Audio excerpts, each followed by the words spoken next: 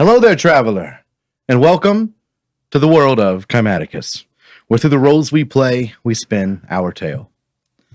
This is our weekly D&D 5e session here on Forward Unto Saves, and I am joined by my companions. Tyler, playing the Divine Soul Sorcerer, Circius Nagnos. John, playing Eldon Roland, the Eldritch Knight Fighter. Cassie, playing Rona Thimbley, the Life Domain Cleric, and Dylan, playing Hector Stoneborn, the Oath of Conquest Paladin. And I am Alexander, your Weaver of Tales. So, hang up your cloak, grab a drink, and kick back as we dive into this chapter of Kymaticus.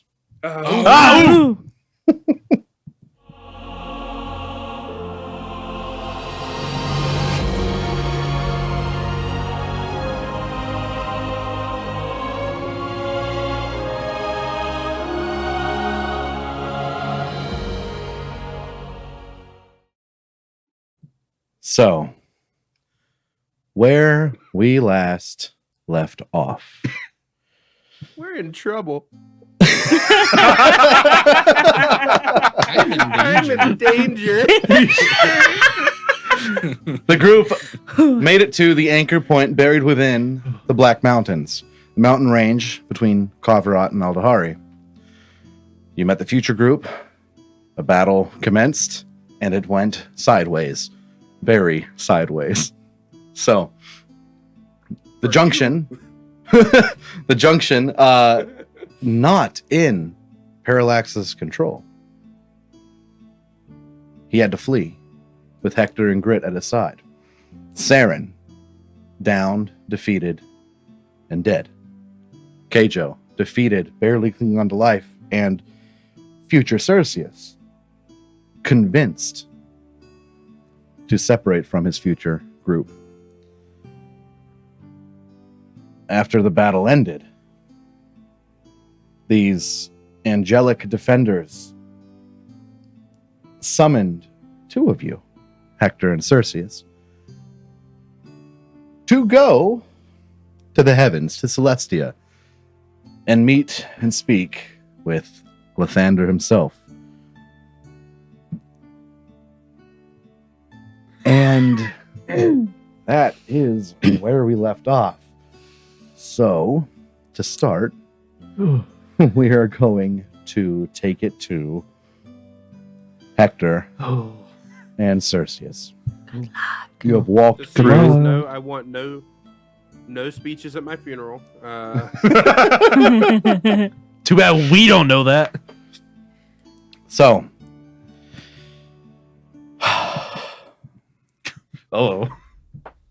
Adios. as you both step through this portal, you find yourselves in a long, arched hallway with a high reaching ceiling.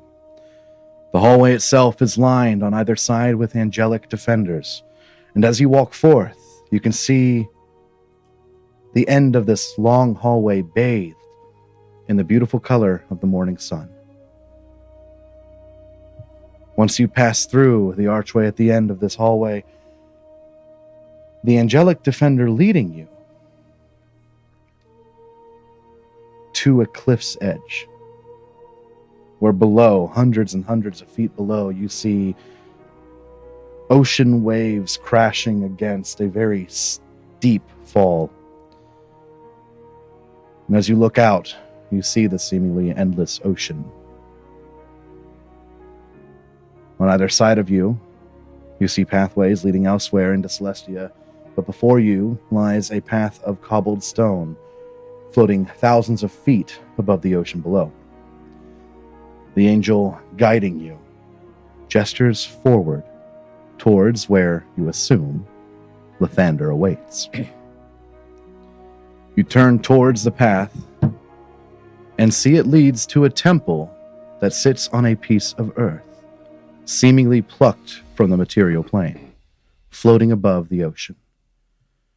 The temple itself, tall and circular with pillars lining the outside, is easily visible from your location. The angel holding the Tempest Junction progresses forward towards the temple, while the rest of them stay behind, as they direct you to press onward. What do you do? I don't think there's anywhere else to go, so I'm gonna listen. Yeah. I'm gonna do what they say.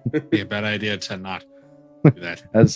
As you head forward, you are behind the angel in front of you, far enough to where the two of you can have a hushed conversation without anyone eavesdropping.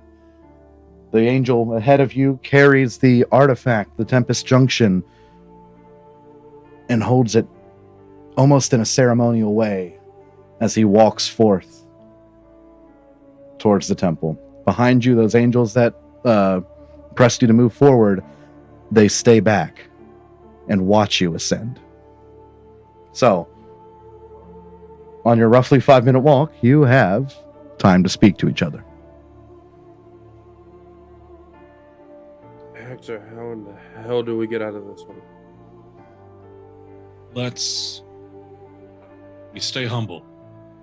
And we tell him exactly what he wants to know and nothing more. Don't let on what we know. Just make sure, focus on Parallax. Paint him as the enemy. And let him know that he's the threat. I guess, Okay. Yeah. Are you hiding your ribbon at all? I don't think I could just hide my arm anymore. No. No, we can't. Okay. Okay. Let's see where this goes. All right. As you guys walk through the massive archway leading into the cylindrical structure, you first notice the amount of sunlight pouring in, as this temple has no walls, except for the pillars used to hold up the ceiling, which are spaced about 30 feet apart from each other. As you look up, the ceiling has been etched to represent the night sky, with important constellations reflected by the sunlight. It almost looks like a sunlight reflecting off copper or brass. Below you, to your surprise, you see a circular rendition of the same prophecy etched out on the dragon wall you have found near all of the junctions. Except this rendition holds more to it. I need you both to roll me a perception check. Ooh. 26. And Circius, what did you get? That. I got a 10. Yeah. Okay. It's not too great. I can see everything. So, you both see the dragon Kymaticus curled up in the center of the room, similar to the time when you viewed him through the inside of the Tempest Junction. Surrounding him, linked with etching resembling some of the energy, are the 7 Tempest Junctions. On the left side of the room, you see a depiction of an army facing towards Kymaticus. And on the right, you see the same, but the armies seem different. That's about everything you can see, Tyler. Hector, however, you see all that and more. The army on the left resembles mostly angels, easily recognizable with their wings, while the army on the right represents a number of different individuals, some being angels as well, knights, kings, peasants, beasts. And you see one noticeable member on the right side, a small depiction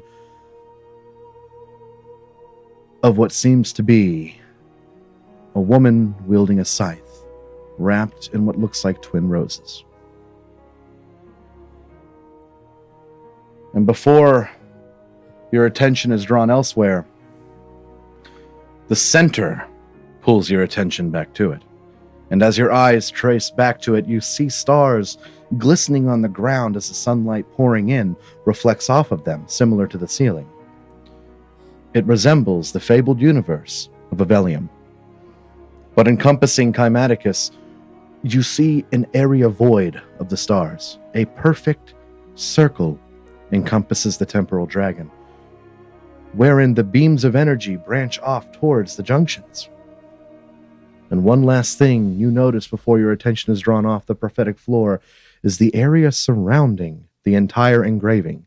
This entire circular floor appears to be depictions of mountains, with water on the outer rim and waves crashing against it.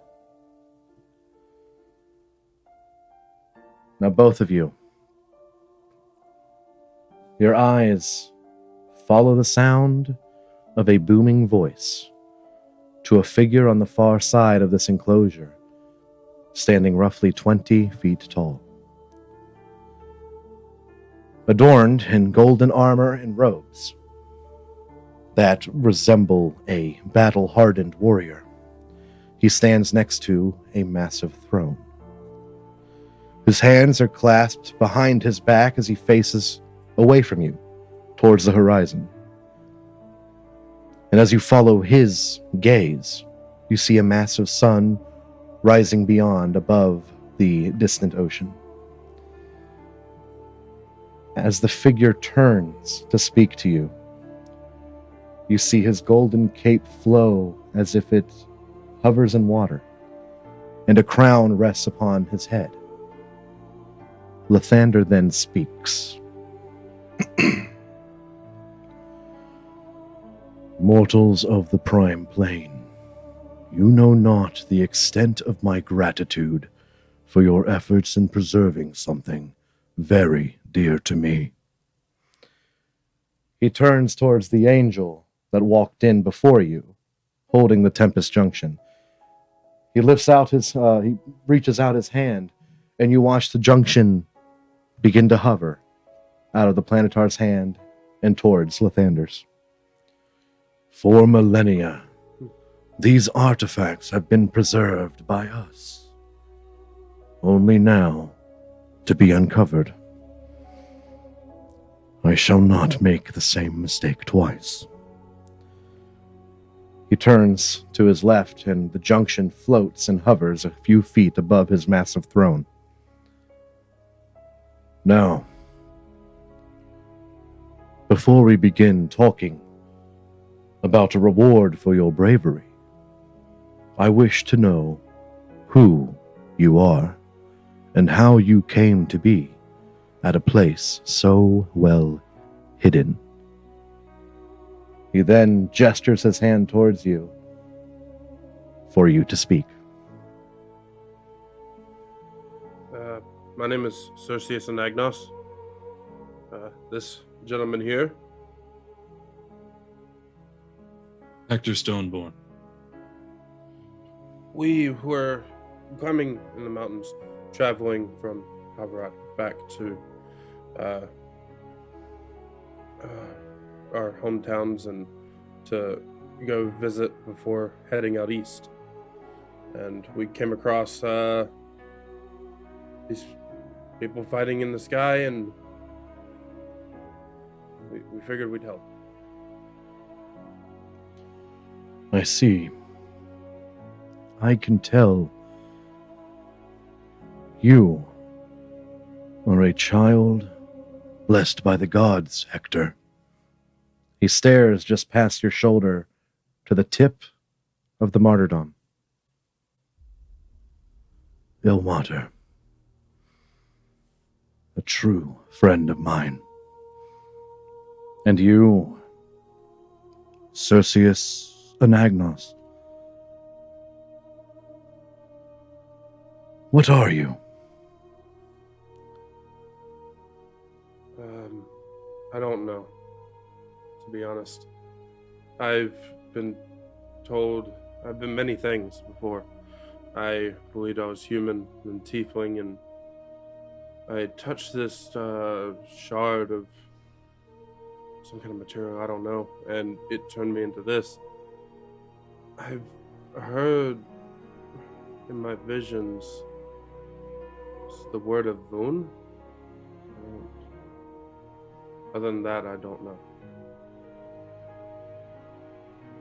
He kind of gives you a smile, almost like what a parent does to a child that feels like they've done something wrong.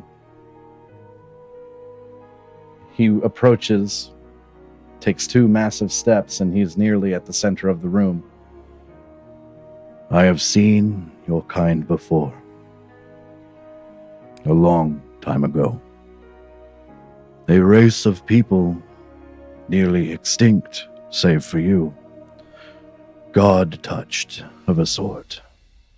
But regardless of your origins, I thank you for returning this ancient artifact to my possession. He looks perplexed for a brief moment, and then kind of nods. It looks like he had a thought to himself, but deemed it more important not to bring it up. Can we tell, could I tell if he looked at anything particular or any motions he had with himself that would lead on to anything? You can go ahead and make a... You can choose... I'll let you do an insight check, yeah. Okay. That's 16. Probably not going to get much on that one. As he approached you, his eyes rested on your face. He looked around your face, from your eyes to your jawline, up to your hair, back down to your eyes. But as he turned, what you can tell from that is it was going to be a question, possibly directed to something that you said, that he decided not to ask. Okay. Do either of you say anything else? No. Oh. Purposely trying to not say anything. As Lathander walks back towards his throne,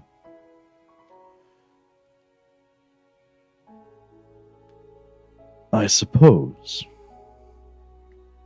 now is a time to reward you for your bravery, for your efforts in defending this ancient artifact. As he turns... Yeah, go ahead. We just are glad to help. That's all we were doing.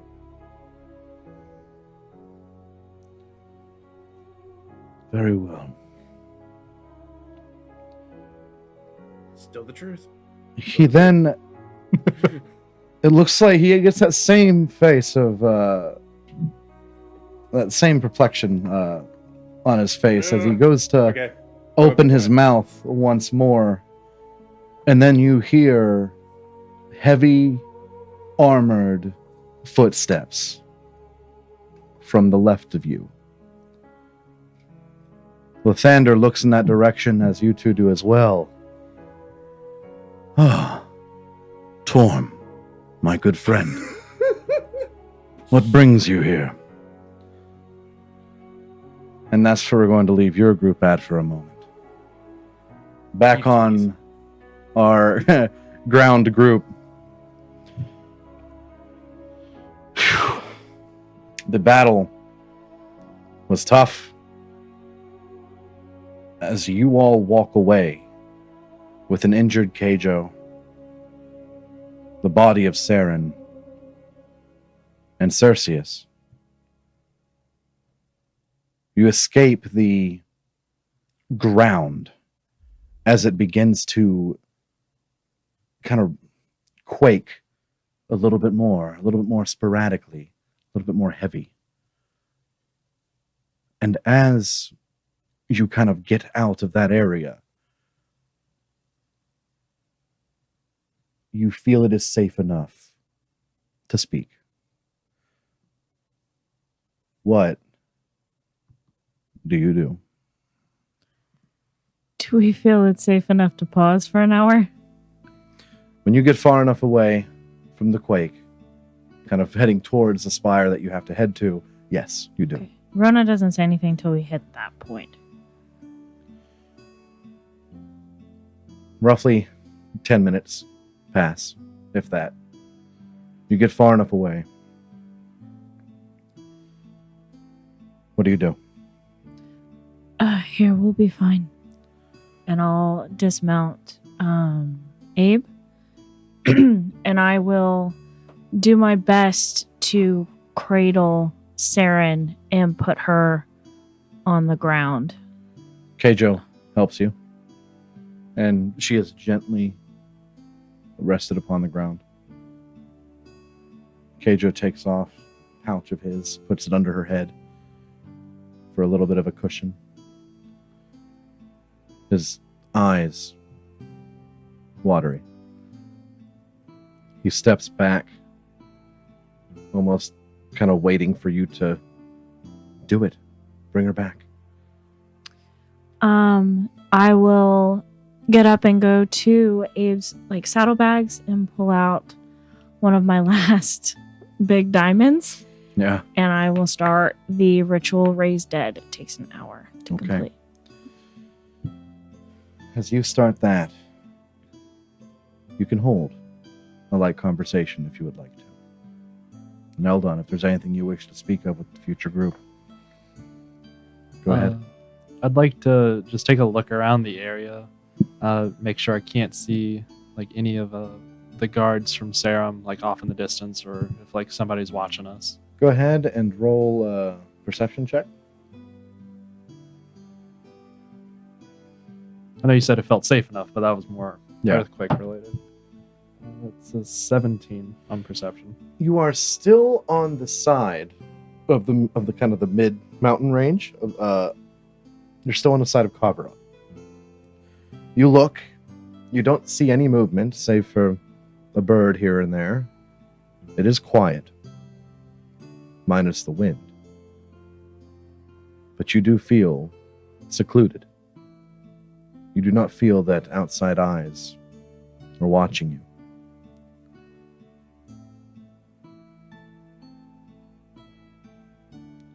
All right. Seeing Rona's a little busy, I'm gonna approach the future Circius because Keijo's a little busy. Yeah. As you approach, he's standing about 30 feet away, just kind of mournfully looking at Saren's dead body. Just processing a few things in his head. As you walk up, what do? I'm just gonna kind of get next to him where our shoulders could touch if I took a step toward them. So no, it's an ill opportune time, but what is he planning? Obviously it's something big.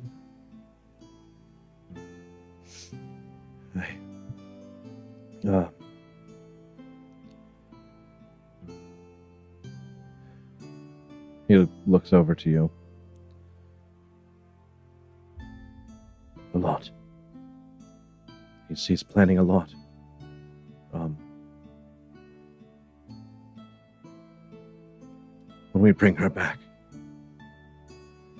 I will tell you everything. Keijo, Saren, we don't know how much time we have. What do you mean? I'll explain. He kind of walks forward to you as you lean over Saren's corpse.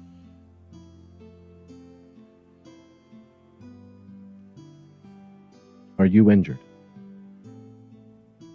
I'm below full by 6 HP. He reaches a hand out to put on your shoulder. Closes his eyes.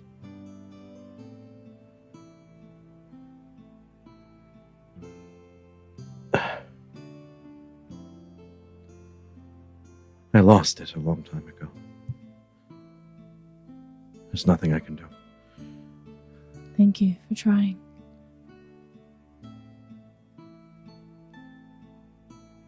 Oddly enough, the next hour goes by relatively quick as the excitement of what just happened still rhymes within you all.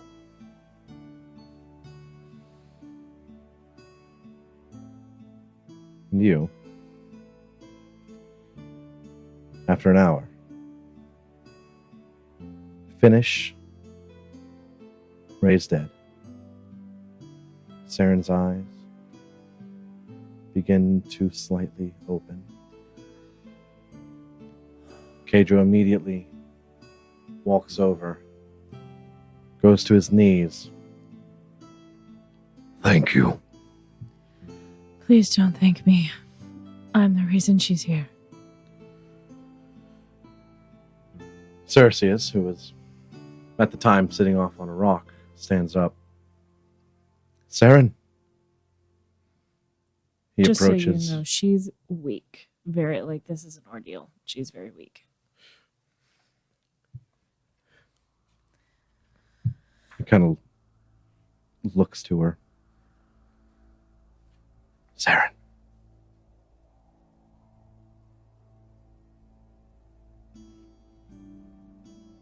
We're here. But we have to get moving.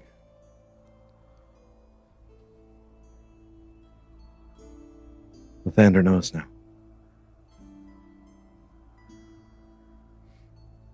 He might be after us too. Help me get her back on Abe. Keijo single-handedly lifts her up. Kind of puts her on the back of Abe. She's still on like the stretcher or... Yeah. Okay. She lays down. Just still conscious, but hurting. Ennius approaches. Still looking exhausted.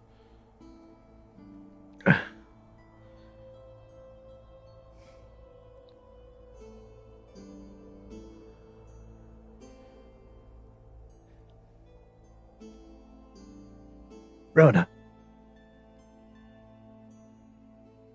do you have anything she could drink? Oh, yes, forgive me. I'll pull out the alchemy jug and turn it to water and then see if we can manage that. As you approach, Saren will get up just enough to be able to take the water. Or take the jug from you. Looks to you. The smallest reminiscence of a smile. Thanks. She goes to drink. Keijo, still standing by, helps her to lift the jug. Circius kind of walks in front of everyone in the path that you're heading towards the spire. We all listened to him. We all believed in him. My past self gave me a moment's doubt, which has only grown since. I don't know if I made the right decision. But I can't go back now. None of us can. Keijo looks over. He abandoned us, Circius. You left Saren and me to die. And you as well. Saren. He did. Circius speaks again.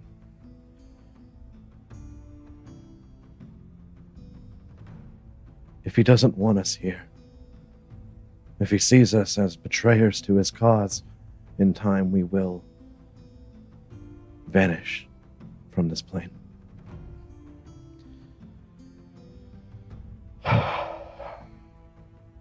Velas is the only one holding us to this instance, to this place. What is to come, we don't know, but our fates are already sealed. So, before that happens, I will tell you everything I know.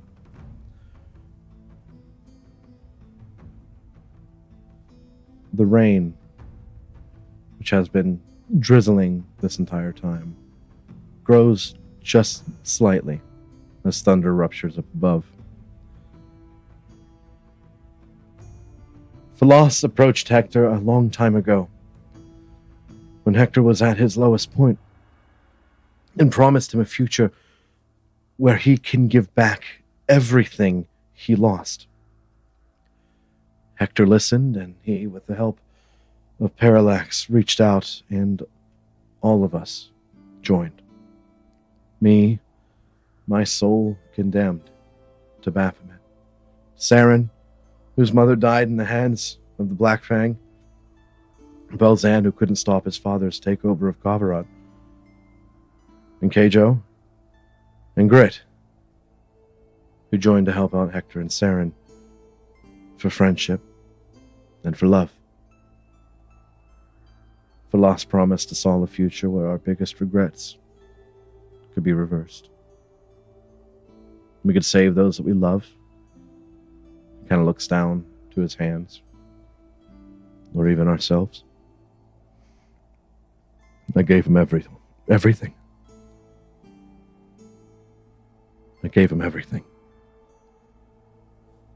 Saren speaks up again. We all did. He told us, all of us, about his plan, the gist of it, that he needed to create a rift in time great enough to destabilize the fabric of reality. Taking the junctions, it was just the first part.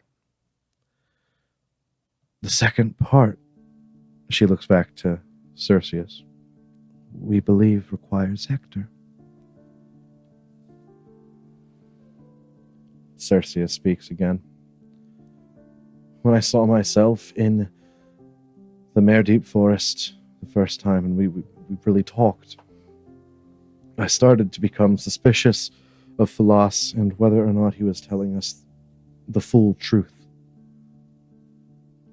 He has an underground location where he teleports us to wait for a while you all cross near the next anchor point, the next Tempest Junction. He never let us leave from there, as we could damage all the hard work we had already put in. But while in the lair, I snooped around his private quarters, where he had a lot of his plan laid out, nailed to the cavern wall. A paradox he needs to create. A paradox in time. Something strong enough, apparently, to break the chains that bind Kymaticus. I believe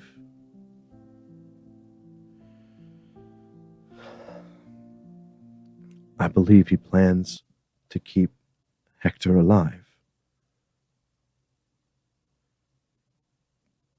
Because he plans for Godbreaker to kill him. To kill his past self. There is something special about Hector that drew Philos to him. I'm not entirely sure, though. Anything you wish to say?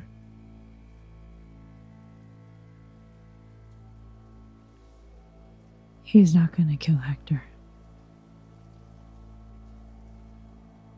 He looks past you, Rona. Parallax. Harvester's out. quick 180 full arm, just like round two. As the two of you turn around, you see Parallax as he steps forth. You can recognize this, though. It is a projection. He steps forth, his mask half shattered off of his face. Have you idea what you have done. And then we're going to cut back to our heaven group over here. Oh no! Why are we at the stick of this? So, Honestly, I kind of wish I was there with you guys so I could just be like, "Oh, hey, Parallax, how you feeling? You hurting?" No, not anymore. As Torm steps forth into this cylindrical temple where you are at, he seemingly appeared kind of between two pillars. There's nothing beyond them that you can see. But he is adorned in shining armor from head to toe. Through the helm, you can hear his booming voice. Lathander, as you can see, he gestures to you, Circius. I played a part in this mortal's life, gesturing to your gauntlet. I did not expect Circius and the rest of the hoplites to venture to such a place. I rushed to alert you, but I see your warriors invited them to you already. Lathander speaks. I see before me 2 brave mortals who defended the honor of the gods. I seek to gift them something for their troubles as a token of appreciation. You need not trouble yourself, my friend. I can take the mortals. It seems that their lifestyle may require a gift that is more in line with my specialty. I will escort them and then place them back on the mortal plane where they belong. Very well, my friend. Mortals, I thank you once again. The 2 of you are heroes to Celestia. He takes a step back towards his throne. Torm reaches out his hand and gestures for the 2 of you to come forth. And as you begin to walk towards, or do you begin to walk towards him first off? Yes, I'm like staring him down, Okay. just like. You never know. Hi. As the 2 of you begin to walk forth, he reaches out his other hand, and between 2 of the pillars off to the left, you see a portal appear, similar to the portal that sent you here in the first place. But this one's pretty big, as he begins to walk towards it as well. As you all venture into this portal, you find yourselves now in a forge, sealed off from the light of day. A blazing fire illuminates the room, and weapons and armor fit for gods encompass the spaces on the stone walls. As the 3 of you walk in, the portal closes behind, and Torm immediately begins to speak. We don't have much time. Lathander and all the gods can sense the presence of mortals within Celestia. He will know how long you are here. He looks to you, Circius. My child, to see the true flesh of an Avoon after so long brings me joy. And he bows to you. He looks to you, Hector. Hector, you may not remember me, but it is good to see you. I'll just bow to him. Please.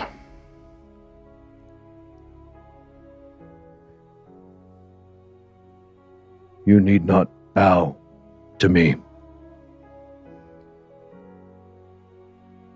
You have been set on a path that I'm sure you have questions on. Please. Ask.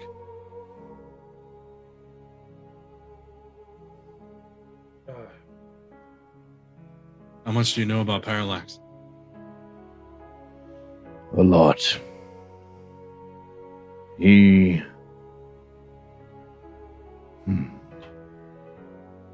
Does Celestia know that he killed Gon? No. Gon's Did you know death that he remains killed a Gon? secret to me or to everyone except me and my Leaky.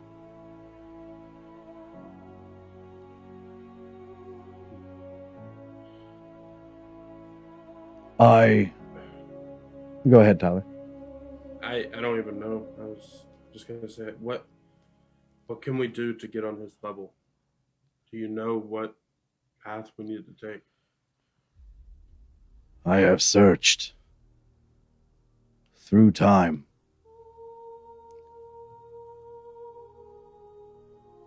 And I cannot find how Parallax has become who he is today. I know his name, Erendor Falas. Once a student at a college within Radesh. But how he became Parallax eludes even the gods. But Parallax, to truly state the importance of him, I need to start from the beginning. A long time ago, Lathander led the gods of good, neutrality, and evil in a pursuit to steal away the planet of Illidor and create the Prime Plane that you now exist on. There were a handful of us that were against his plan, but if we were to rise up, we would have lost Illidor completely. There were 5 of us. Shantea, as he says her name, from a darker corner of the room that you are in, you see a beautiful 20-foot-tall woman walk out. Every depiction of Shantea you have seen before stands true here. She walks forth and looks to the both of you with concern. But her eyes lay on you, Hector, for a while longer.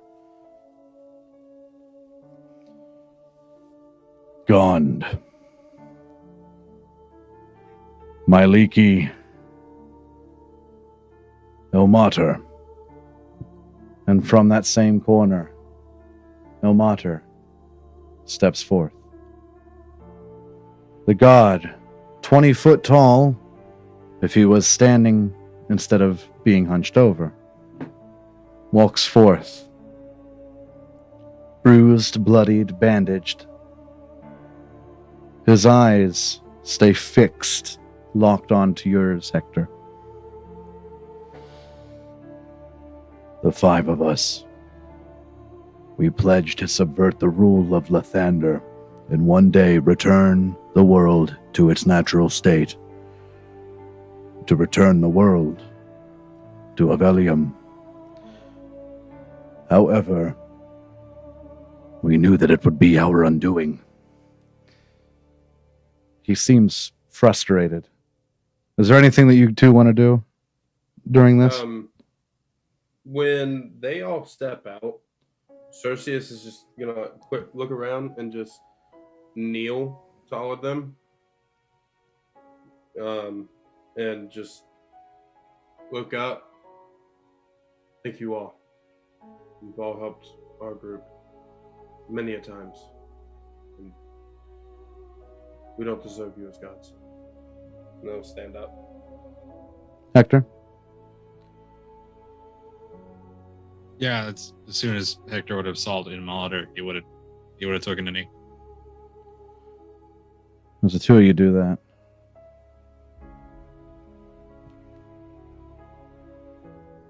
Circius, you say your thanks to these gods. And Torm, you can't tell through the armor if he is frustrated or upset over past events. As you stand back up, as the both of you finish your kneeling before them, Torm says to both of you, "Do not bow to them. It is but an illusion. It all is." And as he wipes his hand, Shantea and Omater disappear. Only Myliki and myself remain.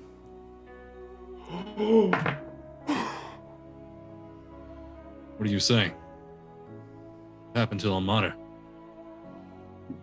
In the beginning, before Lathander enacted his plan, the five of us devised a plan to undo Lathander's reckoning.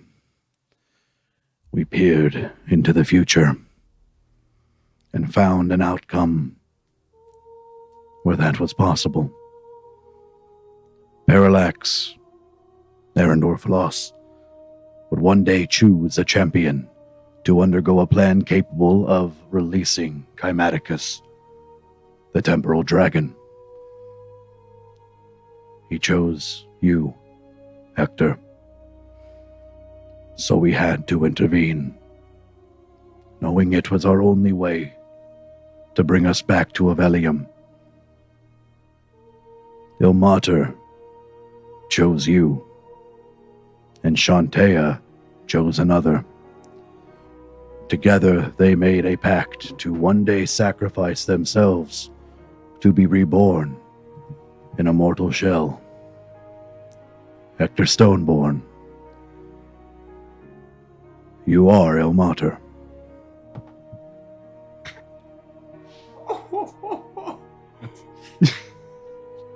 Stiff arm me much. I'm trying to write over here.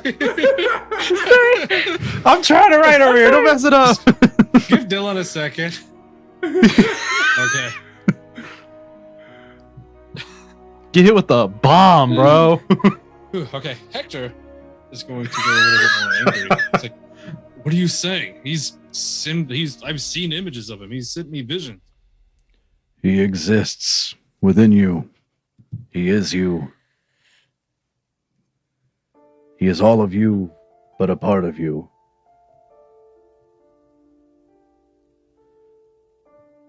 Parallax needed a divine entity. He is aware of who you truly are. The hands of the divine are the only way that the Ender Conflux can be activated. But as far as it goes, for Ilmater's intervention, the presence throughout the Prime Plane has been a deception. Instead of Ilmater, it is a remnant, an echo of who he once was. You, Hector. Ilmater resides within you. You are him, reborn.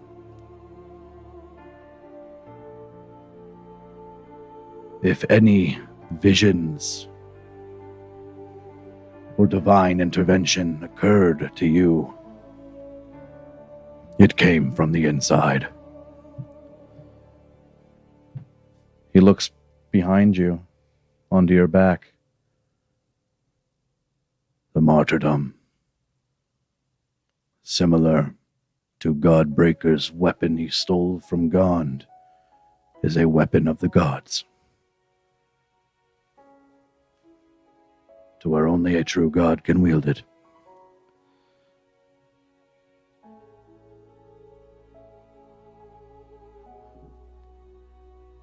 I understand. It must be confusing. But it is good to see you again, old friend.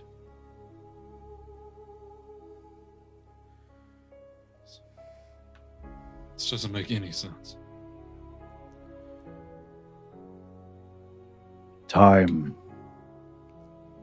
is a mysterious thing.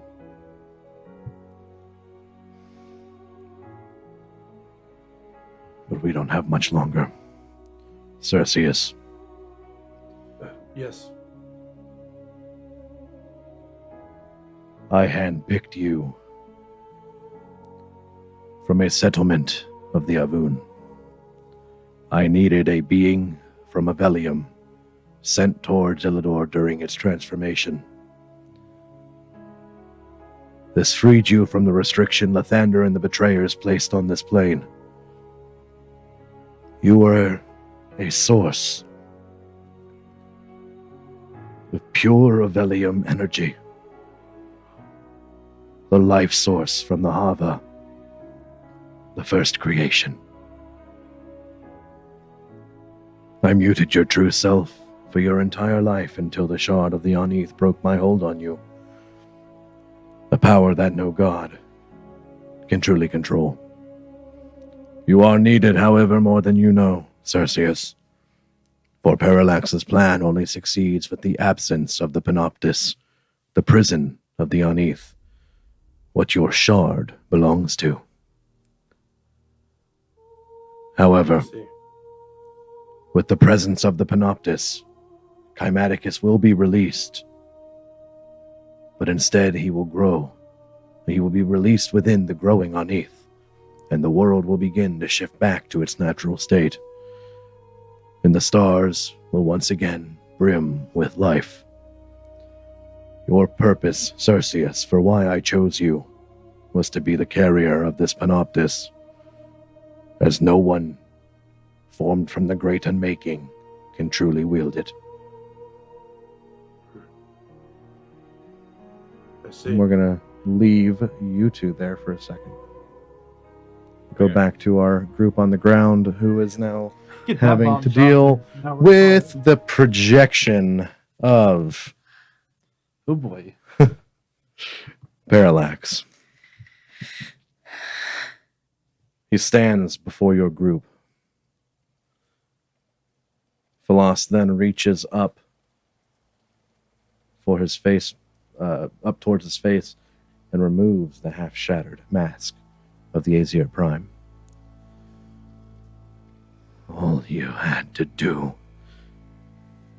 was stay away.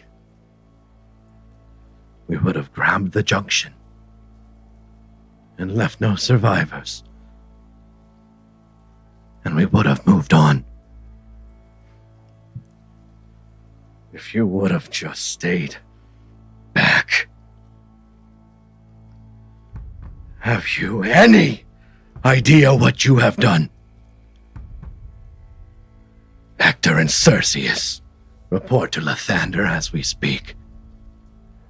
And all the hard work I have done wasted. Did you have a change of heart?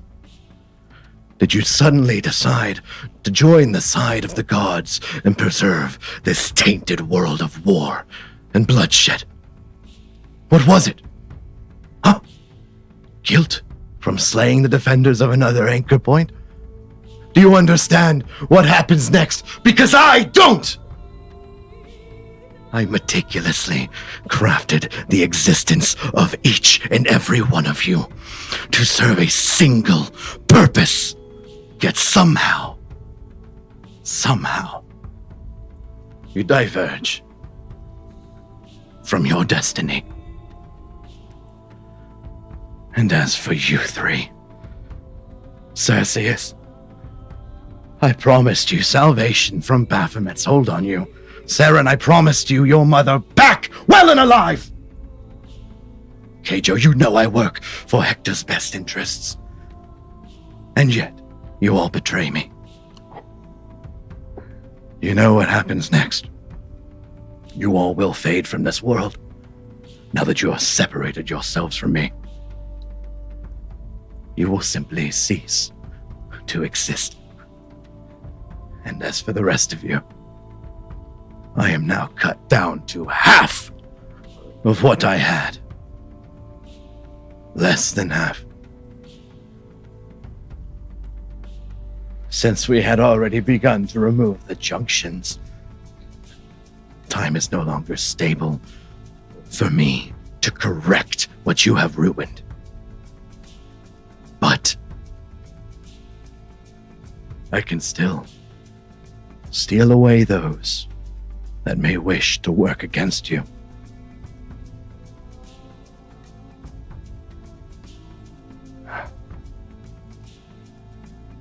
He goes to speak again. Circius steps forward. Does he even know what your plan is? Have you told him?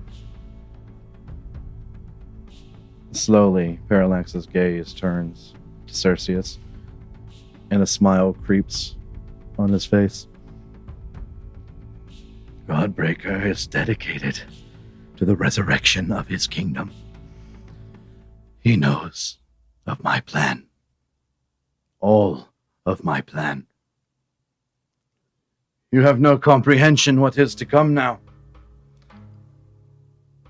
Lathander now knows of my meddling with his precious world, and that's fine.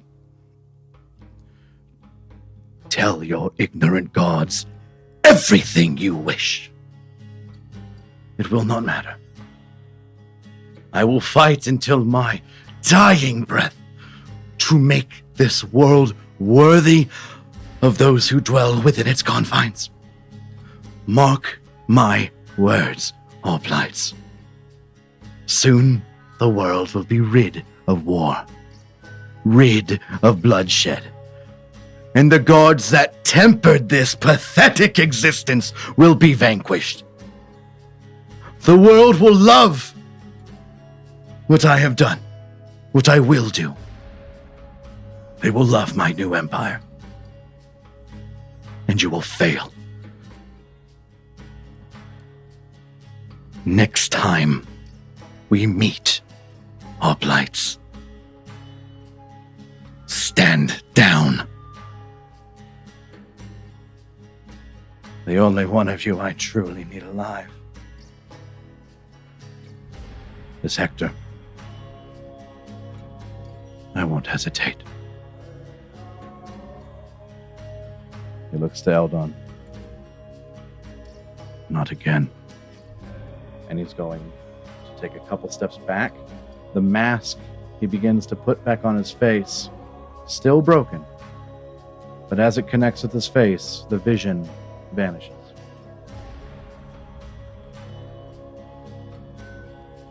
What do you do?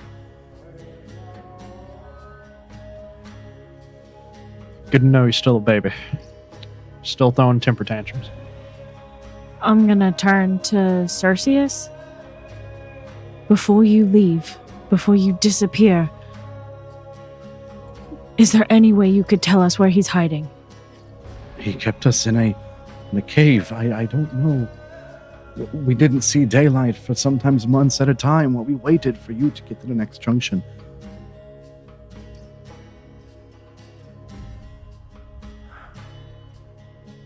It was cold, though. Okay. You said his plans were pinned to the wall. Is there any markings on the wall? Like maybe a junction point? It was slick, cavern-like. It was wet. Cold and wet. I'm not... Cold enough to see breath or cold enough to just start shivering? cold enough to see breath.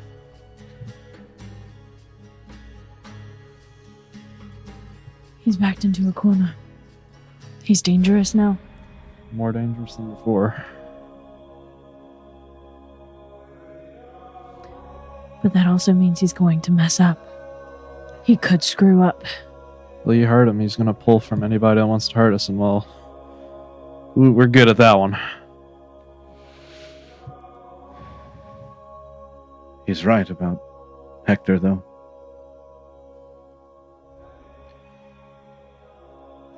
There is no convincing him. Not like Circius did with me. There is no convincing Godbreaker at this point. I don't need to convince Godbreaker.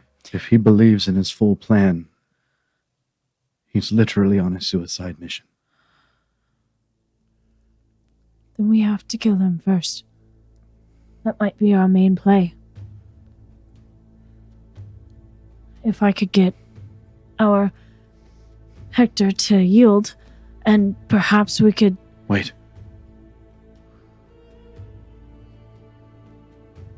Godbreaker wields God's weapon.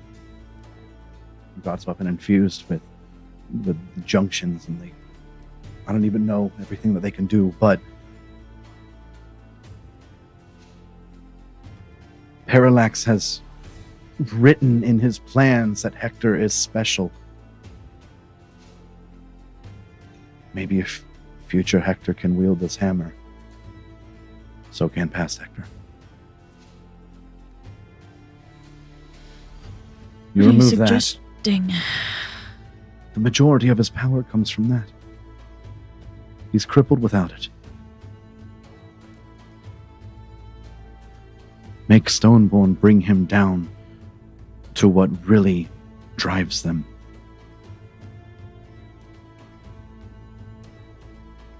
If I remember the way Hector used to be, which I hope he still is, he will make Godbreaker fear him. The true Hector.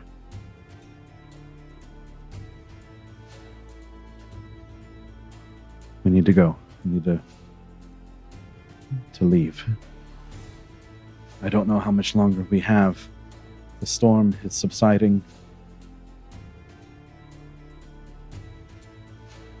We might be gone by the end of it. I don't know if we go back to our timeline or if he's right and we don't exist anymore. I don't know. He looks to Saren and Keijo. Saren, tears in her eyes, and Keijo looking angry. You. Tell Hector. Tell Hector I am by his side. Saren leans up a little bit more.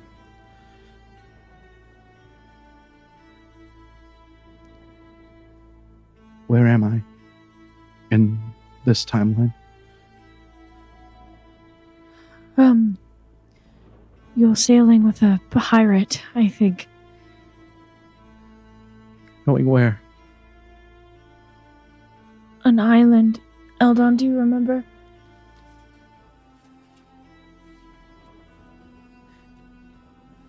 Don't laugh. No, There's a lot going on in No, here. you're fine.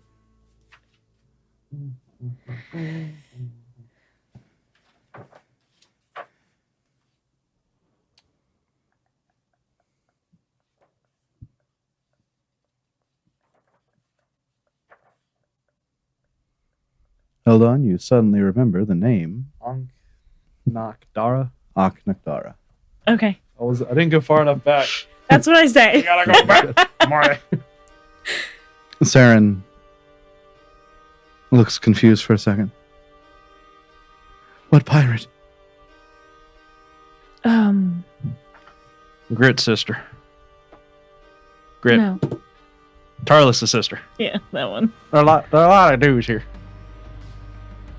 Tamara. Mm-hmm.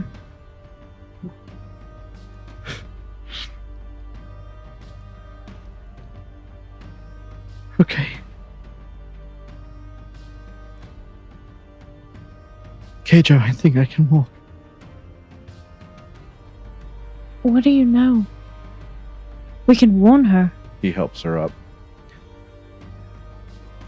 I know I didn't get that far. Oh.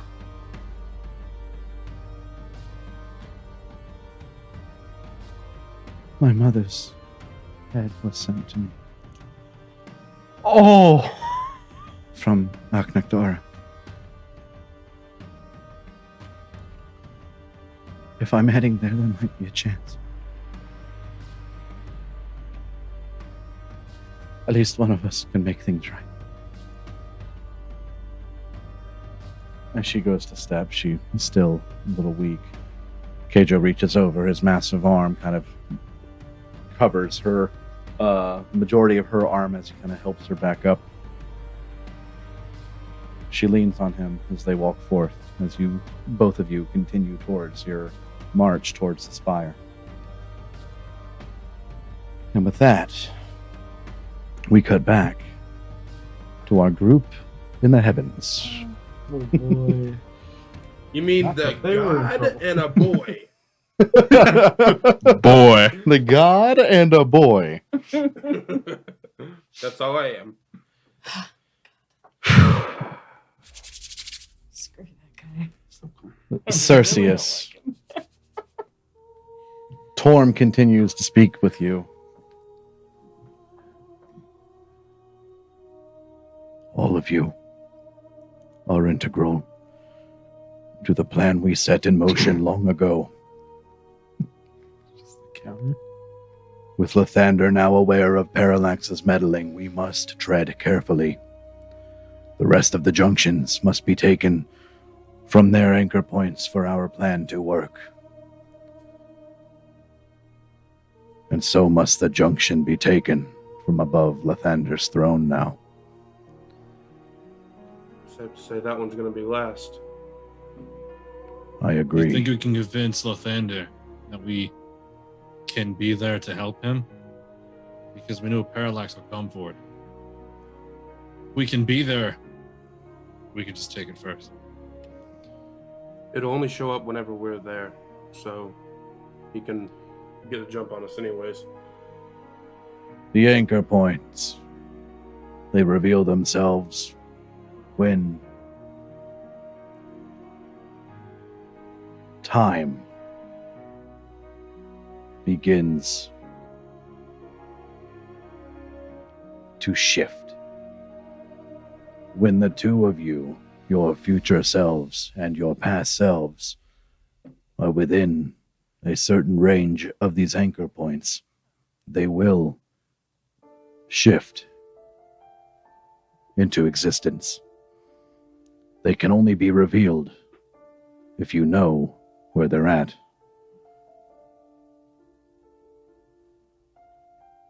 However, the guardians that exist within these places, they are locked away from Lathander. They cannot communicate unless they are shifted back into reality, into this plane. There is no way to communicate to them, and no way for them to communicate to Lathander once the anchor point is revealed.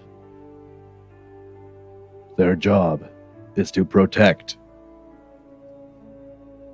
and report. So we know We have the junction's out. I mean, the anchor point, it was taken from the anchor point. The junction exists now. But Yes. you know, gods have the abilities to know when when mortals appear on this plane. So when that happens, can you get us? don't know we're coming. I will be watching the hoplites as I watch through Circius. I have seen everything that you have done while you all have been together. It's just if So- when Parallax comes, he will. The good thing is Lathander believes we're on his side. If we show up, he'll assume we're helping. If we want to take it, we have to kill all the Planetar. We Yes. can't let them report back to Lathander. I mean the one that's in Lathander's room right now. He can let him take the other junctions. Because he needs them anyways. He'll go for the one for Lathander last, because that's going to be the hardest one to get. You should know when he arrives on this plane to take it.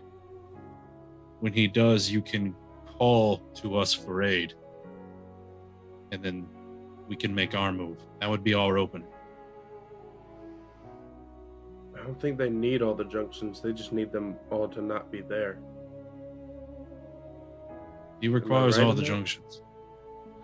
Parallax will need all the junctions to fulfill his plan of potentially breaking Kymaticus out of his prison and controlling him. However, to succeed in our plan, the 7 junctions and the Panoptis must make it to the Tempest Sepulchre. It is only there where Avelium can be restored. Both Parallax and us, the 5, we want to get to almost the same point in time. It is important to you, Circius. You must know the location of the Panoptis is unknown. The shard that you wield is the only known piece of it that remains. We have a direction. We'll follow that. The rest we'll find when we get there. Wherever you find it, please know it is in a place, it is in a place powerful enough to stay hidden from the gods. It is not created in a rift in time similar to the anchor points. I do not know where it will reside,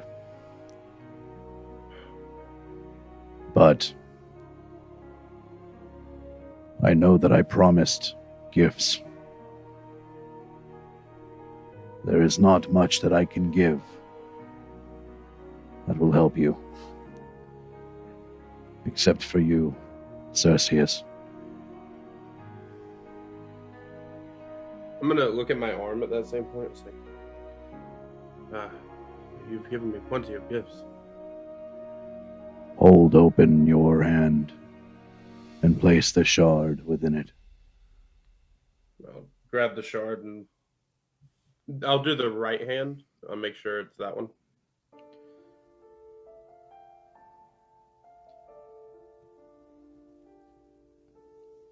Forever ago, in the time before the Prime Plane, a band of brave humans defended Anasia Prime in a savage attack from Drokan extremists and a Vatul clan known as the Vol. They protected them.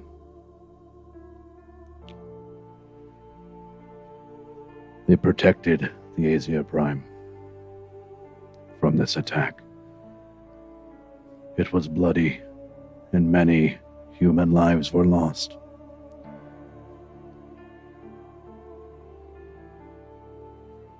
After a victory,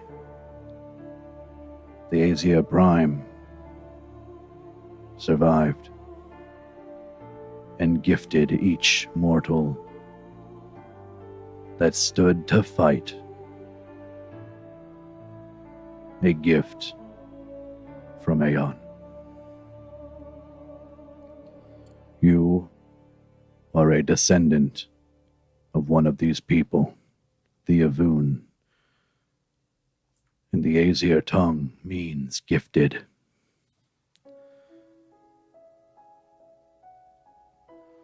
The shard of the Anith that you hold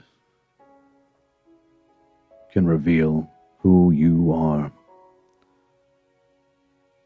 who you fully are. Grasp it. Close your eyes. and try to become who you are meant to be. He's gonna try, but I mean, he's really confused as to what to do. He's just sitting there like, I don't know what I'm meant to be. But I know it's right, and that's what I'm gonna think of. As you kind of look a little lost for a moment, Torm kneels down before you, still towering over you. Close your eyes. He's going to reach out, and with one massive finger, he will touch your forehead. And Circius, you see a brief flash of an image. An image from a place unlike anything you've ever seen.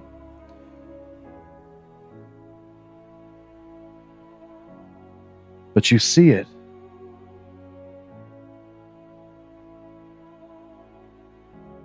You see from the perspective of one of these brave mortals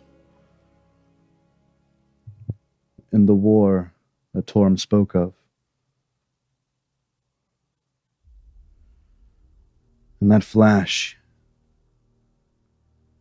you're looking partially up to the sky as you see 5 or 6 ships, sails on their underside.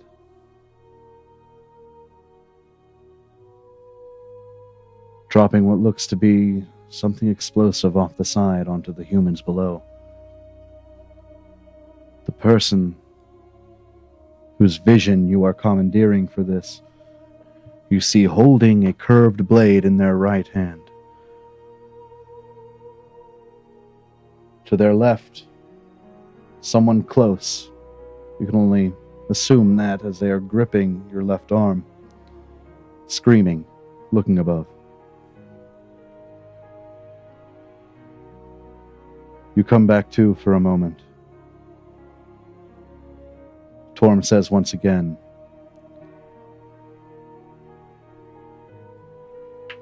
hold the shard. Close your eyes.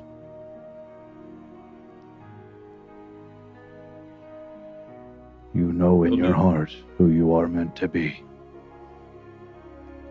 And as you do that, you see another flash of an Azir Prime. You've seen them before, but this one different. This one, golden skin, shining almost like the sun. You stand before a crowd of beaten and bloodied humans, barely able to stand on their feet. This Azir Prime reaches her hand out.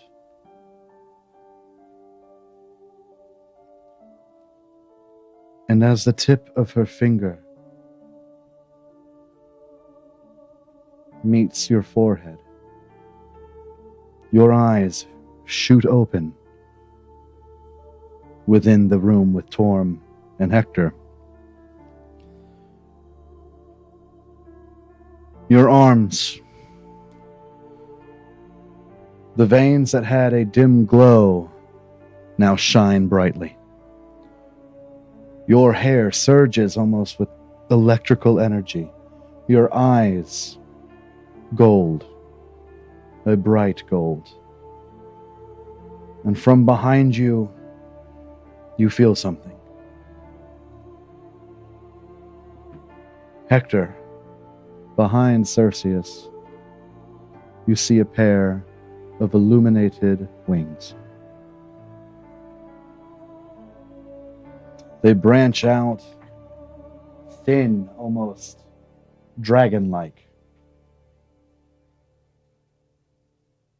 And where the webbing should be, you see very few kind of thin, vein-like structures reaching down. Within, and in between those, pure light. And as you look down to your arm and then to the arm that the gauntlet covers, you realize you are no longer holding the shard. Where'd it go? But the gauntlet itself has formed and shaped itself to wield it on the back of the hand.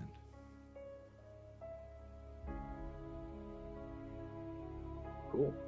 As you stand there, Huh. Torm stands back up.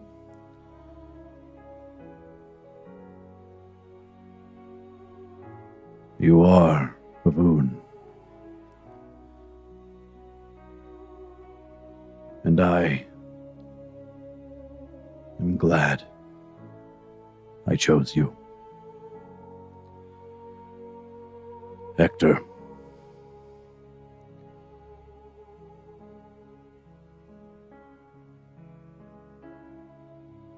You were chosen.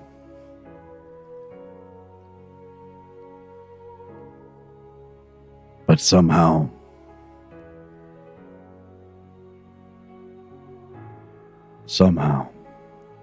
it looks like he wants to not say the next part.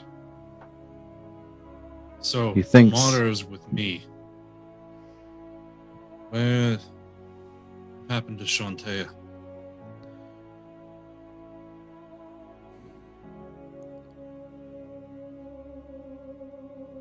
As Ilmater has chosen you, so has Shantea chosen your friend, Rona.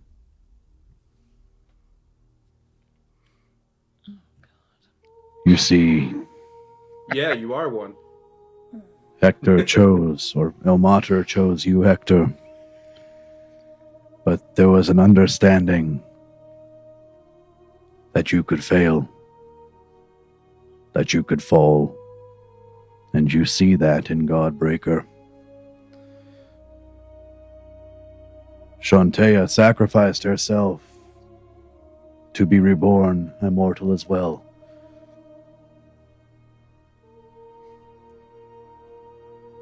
However, should you fall, she must rise.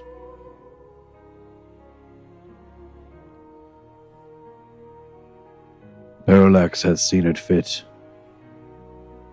that in the world that he has created, the world from where Godbreaker is from,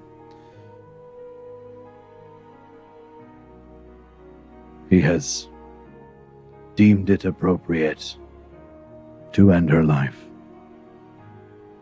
to end her brother's life, and the life of your other companion, Eldon Roland.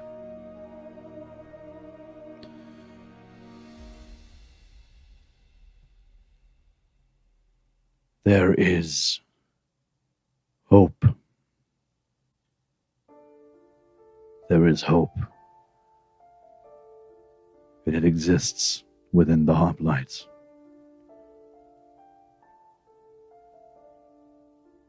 Before you go, you each may ask me anything you wish, but our time is short.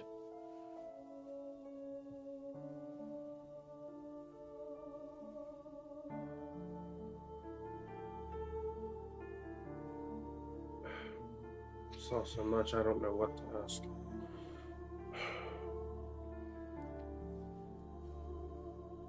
So what happens if I die?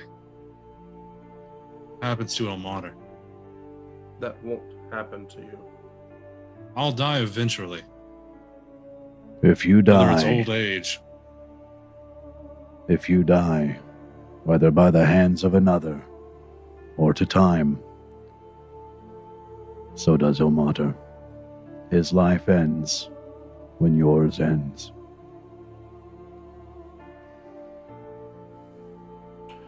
You don't have any plans to do the same thing they did, do you? I need to know these things before it happens. What do you mean? You don't plan to die on me now, do you? One of us had to remain within Celestia to deceive the others. Gond, Shantea, no matter. An echo of them remains within Celestia. But I must keep the deception alive, lest Lathander discover our intentions. My Leaky, she does not live here. She lives within the forests of the Prime Plain. She ensured your safety through the Mare Deep. She presented herself to Eldon as guidance.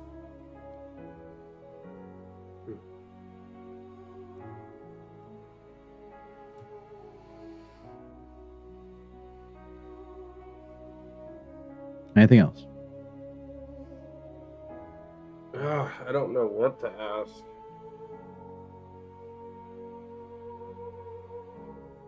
All right. It's actually important to ask if Amada resides within me. Is there anything that I could use of him besides what I already have? Is there some untapped potential I don't realize?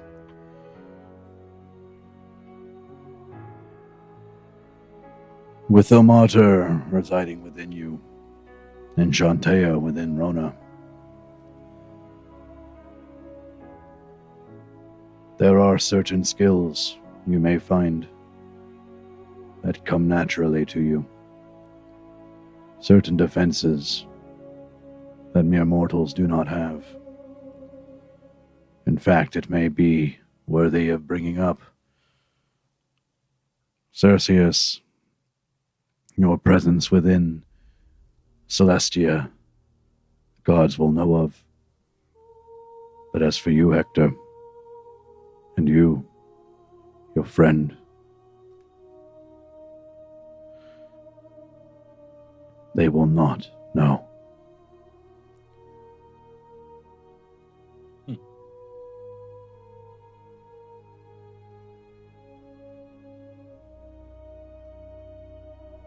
Interesting.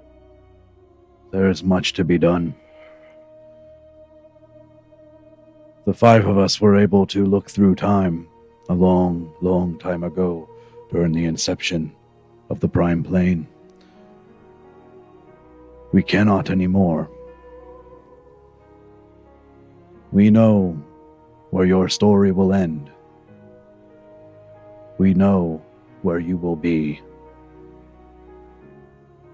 But what happens after that point is up to you.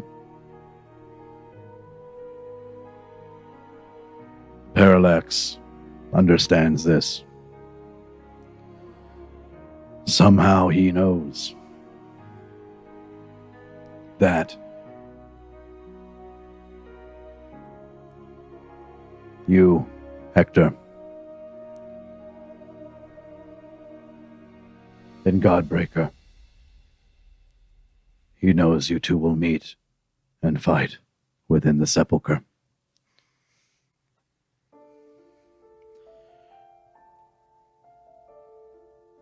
I just wish to give you the knowledge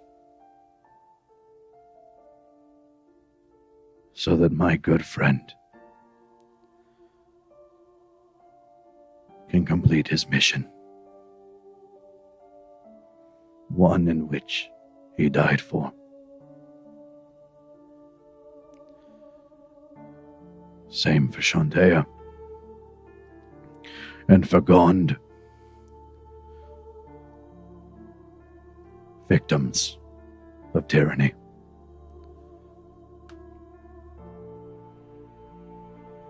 He steps to the side, waves his hand off,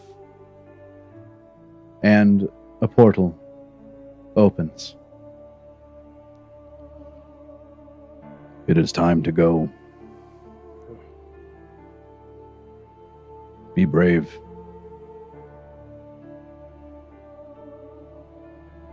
And know I am watching over you, Circius. Of course. Let us know if you need anything, and call us here when you need help. I hope Good I luck. can make it. Good luck, mortals. And good luck. Walk through the portal. As you walk through, he says one last thing to you, Hector, before you walk. And good luck, old friend.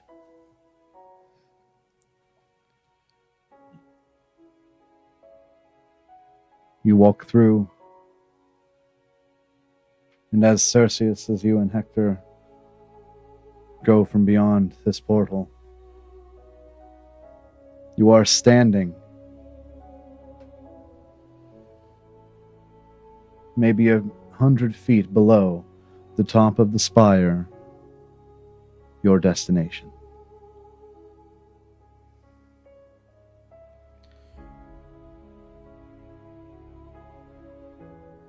And Icaros is with you this whole time. That's an extra witness. He's a wet ass. Yeah, Give Icarus a treat. Yeah. Icaros is with you guys the whole time. Give That's Icarus funny. a gift. Come on. But as you guys make it to this mountaintop, back on our other group here, as you progress, the future group talks amongst themselves briefly about how maybe they can fix their lives that are orchestrated, condemned, lost. You approach the base of the spire. Is there anything you wish to say to the future group before their time is up?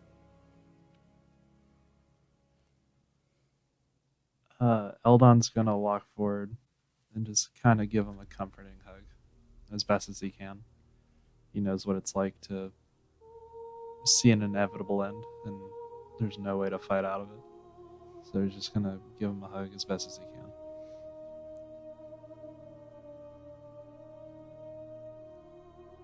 Circius. He's kind of motionless at first. You feel his arms kind of wrap around you. And what a light hug kind of turns into like a squeeze. You can hear kind of a muted sniffle as he pulls back, tears in his demonic eyes. Right.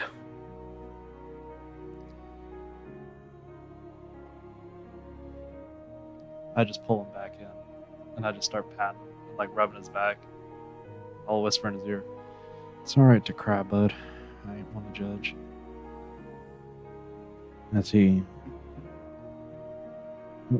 reciprocates, he says,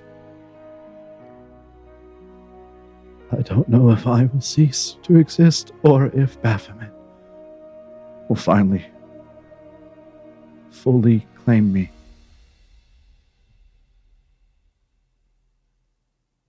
Saren speaks to you, Rona.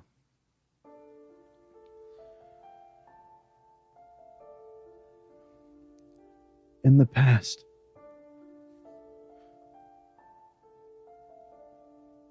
did I ever throw Grit a bone?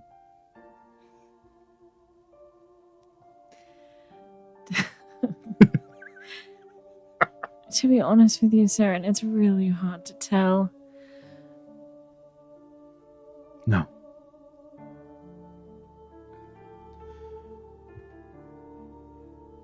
He joined and changed his whole life.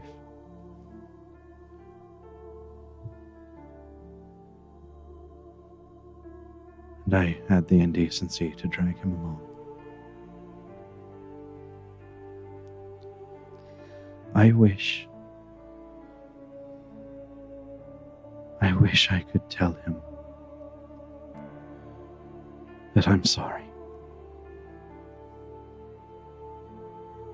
And I wish I could tell him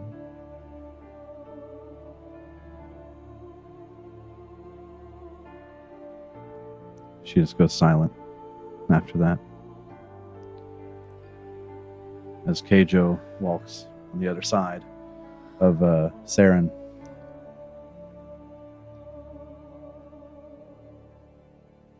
Keep Hector well, alive, sane. The fall of Ironcrest. It was his undoing. I lost my friend for a long time. Please. I'll do what I can.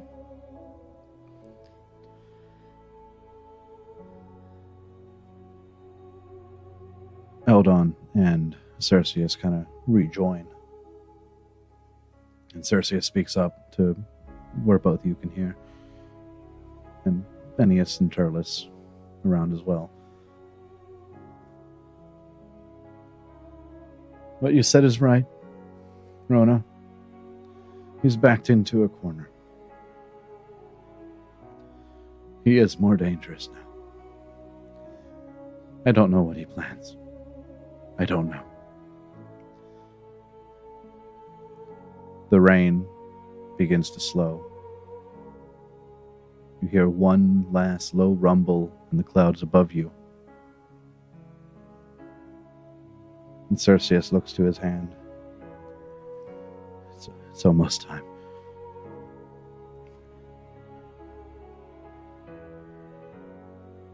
He needs Hector.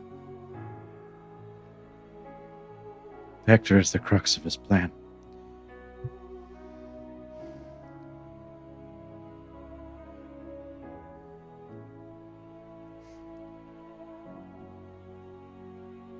But if you want to destabilize it and save Hector, you don't need Godbreaker.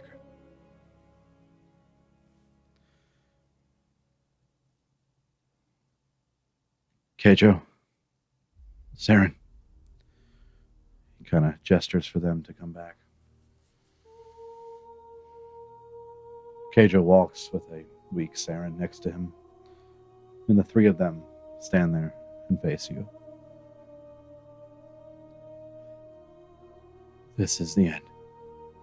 This is where our journey ends. It's where we part.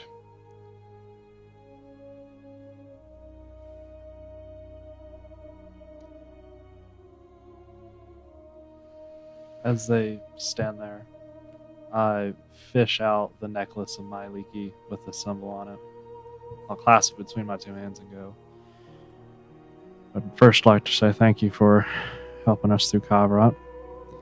But mostly I ask you guide these wayward souls to a semblance of peace that they may have. Thank you. And then I'll tuck it back in. He looks up. The sky beginning to brighten with whatever moonlight now waits above.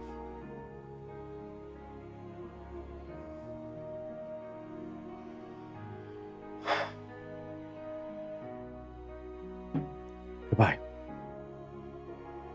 I'm sorry. It had to come to this.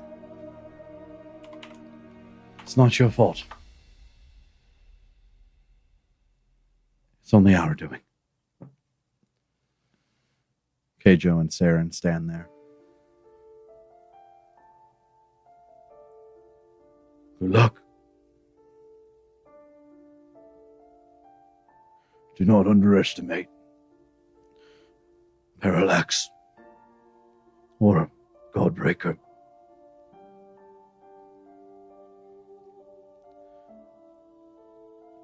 Saren looks to you, and with Without a word, you can see the regret on her face. One tear streams down her cheek. And she just kind of nods to you. As you all turn to begin to head up this spire, your final destination after this journey to Kavarant that started nearly a year ago. You make your way, and after a short amount of time, you turn to look at them one last time before you see a figure running up from behind the future group. Future Grit. Yes. Oh. Yes. He reaches his hand up and shouts, "Saren!" And just as Saren turns, in a flash of lightning, Saren, Circius, and Keijo are gone. Oh. Oh. No! Grit Oh. runs forward, and his sprint turns into a slog as his feet clap against the ground in a defeated manner. He falls to his knees, and in a second silent flash, he too is gone. From behind you,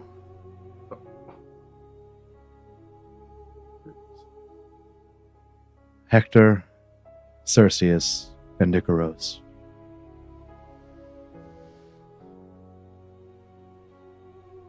You are reunited in the spire, moments away. And that is where we're going to end this session Oh. of Kymaticus. Oh, my heart, dude. Oh my god. So, a lot of lore, but good job. Next time, we'll get you guys back into your actual country, finally, and Speak for yourselves. and yeah. So, with that, thank you for stopping by, Traveler. We hope you had a good time, no matter how sad it was. And for now, we must part. But do come see us again. Until next time.